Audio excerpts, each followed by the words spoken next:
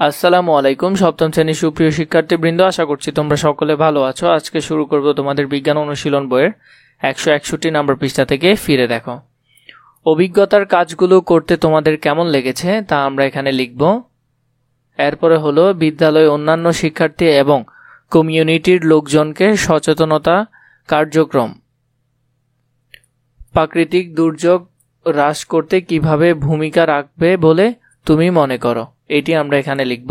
কোন কাজটি চ্যালেঞ্জিং মনে হয়েছে, চ্যালেঞ্জ কিভাবে মোকাবেলা করছো, এটি আমরা এখানে লিখব।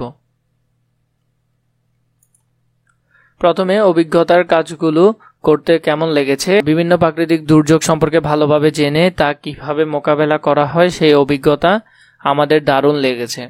প্রাকৃতিক দুর্যোগ দ্বারা কী ধরনের ক্ষয়ক্ষতি সাধিত হয় এবং কিভাবে আমরা ক্ষয়ক্ষতির পরিমাণ হ্রাস করতে পারি সেই বিষয়ে শ্রেণীকক্ষে দলগত আলোচনা অত্যন্ত গুরুত্বপূর্ণ ভূমিকা পালন করে থাকে।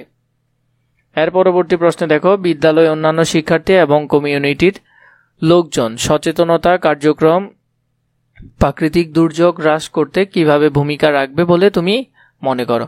প্রাকৃতিক দুর্যোগ মোকাবেলায় গৃহীত পদক্ষেপের মধ্যে অন্যতম হলো বিদ্যালয়ে অন্যান্য শিক্ষার্থী এবং কমিউনিটির লোকজনদের মধ্যে সচেতনতা বৃদ্ধি। যদি শিক্ষার্থী ও কমিউনিটির লোকজনদের দুর্যোগ এর ক্ষয়ক্ষতি এবং কিভাবে তা মোকাবেলা করা যাবে সেই সম্পর্কে সচেতনতা বৃদ্ধি করা যায়, তাহলে দুর্যোগের ক্ষতির পরিমাণ অনেক হ্রাস পাবে। সচেতনতা বৃদ্ধির ফলে কোন কোন দুর্যোগ কেমন প্রকৃতির হয়, কী ধরনের ক্ষতি সাধিত হয় এবং কী ধরনের পদক্ষেপ গ্রহণ করলে তা থেকে পরিত্রাণ পাওয়া যায় সেই সম্পর্কে অভিজ্ঞতা অর্জন করা যায়। এর পরের প্রশ্নটি দেখো, কোন কাজটি চ্যালেঞ্জিং মনে হয়েছে, চ্যালেঞ্জ কিভাবে মোকাবেলা করেছো। পৃথিবীর বিভিন্ন অঞ্চলে সংঘটিত প্রাকৃতিক দুর্যোগ অনুমান করার কাজটি চ্যালেঞ্জিং মনে হয়েছে, কারণ এই সম্পর্কিত অনুমানটি আমাদের জন্য একটু কঠিন হয়েছিল।